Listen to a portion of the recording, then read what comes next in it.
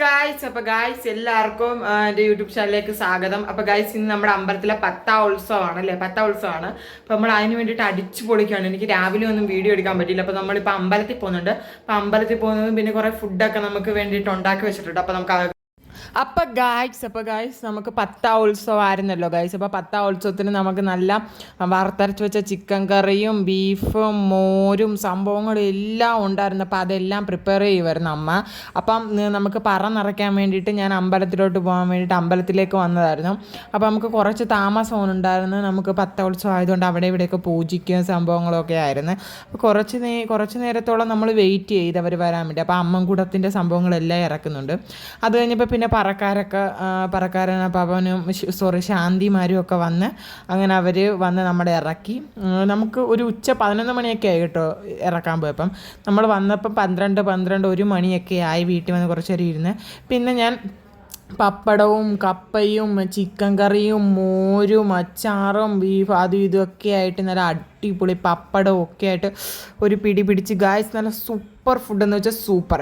പിന്നെ കുറച്ച് നേരം കിടന്ന് ഉറങ്ങി, ഒരു 5 മിനിറ്റ് കഴിഞ്ഞ് ഉറങ്ങി എഴുന്നേച്ചപ്പോഴത്തേക്ക് നമ്മുടെ പരിപാടി സംഭവങ്ങളും ഒക്കെ സ്റ്റാർട്ട് ചെയ്തിട്ടുണ്ടായിരുന്നു. നമ്മുടെ ശൂലം കുത്തുന്ന വീഡിയോ ഒക്കെ ഞാൻ ഷോർട്സ് ആയിട്ട് ഇടാം കേട്ടോ. നമുക്ക് ഫുൾ വീഡിയോയിൽ ആഡ് ചെയ്യാൻ പറ്റുന്നില്ല. ഞാനത് എന്തായാലും ഷോർട്സ് ആയിട്ട് ഇടുന്നതായിരിക്കും. അപ്പോൾ പീലിക്കാവടിയും സംഭവങ്ങളും ശൂലം കുത്തെന്ന് വെച്ചാൽ ഭയങ്കര വലിയ ശൂലം കുത്താണ് കേട്ടോ.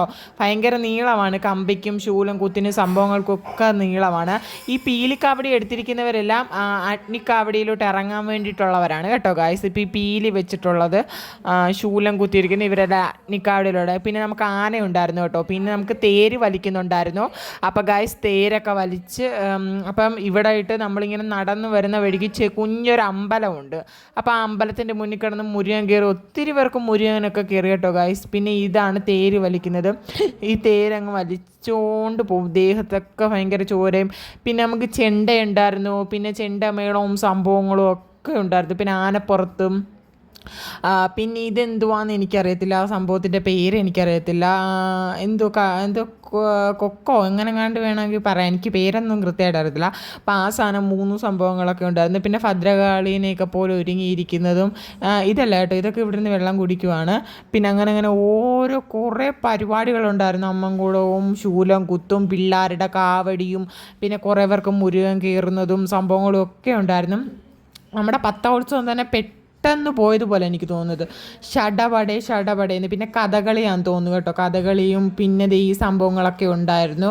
നല്ല അടിപൊളിയായിട്ട് തന്നെ നമ്മളെ പത്താം ഉത്സവം ആഘോഷിച്ചെന്ന് വേണം പറയാൻ. അതേപോലെ തന്നെ അമ്മൻകുടവും സംഭവങ്ങളും പിന്നെ ഇതേപോലത്തെ കുറേ പേർ ഒരുങ്ങിയിട്ട് ഇങ്ങനെ കളിച്ച് വരും. പിന്നെ ഇതിൻ്റെയൊക്കെ കേൾക്കാൻ നല്ല രസമാണ് കേട്ടോ. നമ്മൾ അടുത്ത് നിന്ന് കേൾക്കണം. പിന്നെ നമ്മൾ വിചാരിച്ചു പിന്നെ വെടുക്കി ഇങ്ങനെ നടന്നു വന്നപ്പോൾ വെള്ളം കിട്ടിയിരുന്നു. നമുക്കിങ്ങനെ വെച്ചിരിക്കുമല്ലോ, അങ്ങനെ വെള്ളമൊക്കെ കുടിച്ച് പെതുക്കെ വന്നപ്പോൾ കറക്റ്റ് ഇതൊക്കെ ഉദിച്ചു വന്നു. പിന്നെ നമ്മൾ അഗ്നിക്കാവടി എടുത്തോട്ടാണ് വന്നത് കേട്ടോ. അഗ്നിക്കാവടി എടുത്തിട്ട് ആദ്യമേ വരുമ്പോൾ തന്നെ നമ്മൾ ഇവിടുന്ന് പോകുമ്പോൾ തന്നെ ചാണകമൊക്കെ തേച്ച് കുറേ ദിവസം മുന്നേ വ്രതം എടുത്ത ആൾക്കാർ മാത്രമേ അതിൻ്റെ അകത്ത് കയറാറുള്ളൂ കേട്ടോ. കയറിയിട്ട് പിന്നെ നമുക്ക് വിറകൊക്കെ വെച്ച് കത്തിച്ച് അഗ്നിയാക്കും. അവിടെ മൊത്തം അഗ്നിക്കട്ടയാക്കി വെച്ചിട്ട് അത് നിരത്തിയൊക്കെയാണ്. ഇത് ശൂലം കുത്തിയിട്ട് ശൂലം ഊരിയ പിള്ളേരാണ് അവിടെ വന്നിരിക്കുന്നത്. ഈ അഗ്നിക്കാവടി എടുക്കാൻ വേണ്ടിയിട്ടുള്ളവർ മാത്രമാണ് അതിനകത്ത് പീലിയൊക്കെ വെച്ചിട്ടും വരുന്നത്. പിന്നെ ശാന്തി വന്നു. ഇവർ കത്തിക്കുന്നതിൻ്റെ ആ ഒരു ടൈം കൊണ്ട് അവിടെ കുറച്ച് ദേവികളെയൊക്കെ വെച്ചിട്ടുണ്ട്. അപ്പോൾ അതിനെയൊക്കെ ഒന്ന് പൂജിക്കുകയാണ്. അപ്പോഴത്തേക്കും അവരെ വന്ന് ശൂലം ഒന്നും ഊരിയിട്ടില്ല. പിന്നെ കുറച്ച് നെയ്യ് ഒഴിച്ചു കൊടുക്കും കേട്ടോ. നെയ്യ് എന്തിനാന്ന് വെച്ചാൽ ഏറ്റവും ലാസ്റ്റ് നന്നായി കത്താനാണ്. പിന്നെ കത്തി തീരാത്തത് കൊണ്ട് കുറേ വിറകൊക്കെ നമ്മൾ മാറ്റിയതിന് ശേഷമാണ് ഇത് അഗ്നിയാണ് കേട്ടോ ഗായ്സ്.